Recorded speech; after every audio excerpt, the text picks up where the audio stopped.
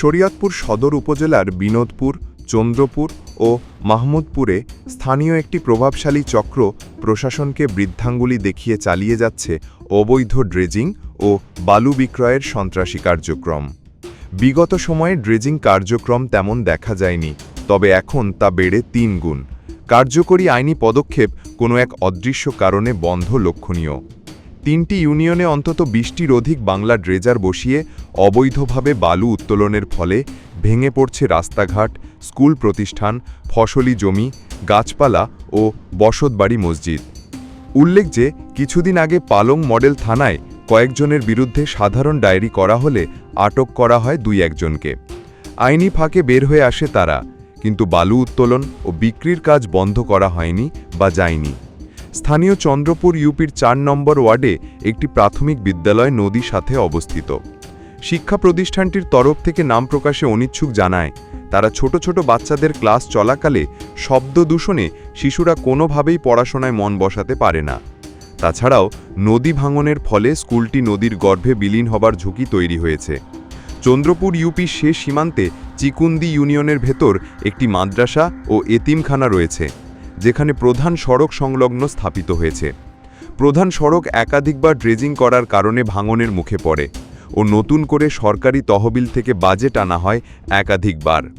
রাস্তা ভাঙনকৃত স্থান বাধা হলেও রাস্তা ভাঙন কোনোভাবেই থামানো সম্ভব হচ্ছে না। এমনকি স্থানীয়দের বসতবাড়ি ও আশেপাশের ফসলি জমি ব্যাপক ভাঙনের কবলে পড়ে অনেক কৃষক চরম বিপাকে ও হুমকির মধ্যেই এখন জীবন চলছে না চলার মতো। দুঃখ দুর্দশা ছাড়ছেই না কৃষকদের। এ বিষয়ে তথ্য নিতে গেলে সিন্ডিকেট বাহিনীর বেশ কয়েকজনের নাম চলে আসে, যাদের মধ্যে স্বৈরশাসক, বিগত সরকারের পালিত সন্ত্রাসী সহ বিএনপির নেতাকর্মী জড়িত। ১. মফিজুল মুন্সি, ২. সোহাগ হাওলাদার, ৩. খাইরুল জমাদার, ৪.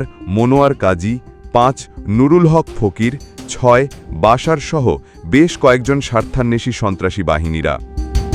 এদেরকে আইনের আওতায় এনে ড্রেজার ও পাইপ পুরোপুরি নষ্ট ও সর্বোচ্চ কঠিন শাস্তি দিয়ে ২ থেকে ৩ ইউনিয়নের সাধারণ মানুষের জীবনযাপন ব্যাহত হওয়া থেকে রক্ষা করা হবে কিনা কোনো নিশ্চয়তা পাচ্ছে না ৩ ইউনিয়নের কয়েকটি গ্রামের বাসিন্দা। চন্দ্রপুর ভূমি অফিসে তফসিলদারকে অফিস টাইমে না পাওয়া গেলেও বিনোদপুর ভূমি অফিসে তফসিলদারের সাথে কথা হয়। বিষয়টি নিয়ে তার সাথে কথা হয়, তিনি অন ক্যামেরায় কথা বলতে অনিচ্ছুক থাকায় অফ ক্যামেরায় বলেন, এই বালু খেকোদের বিরুদ্ধে ব্যবস্থা নেওয়া হলেও কোনো কাজে আসে না। তাদের বিরুদ্ধে ব্যবস্থা নিতে গেলে তারা বিভিন্নভাবে হুমকি দেয় আমাদের।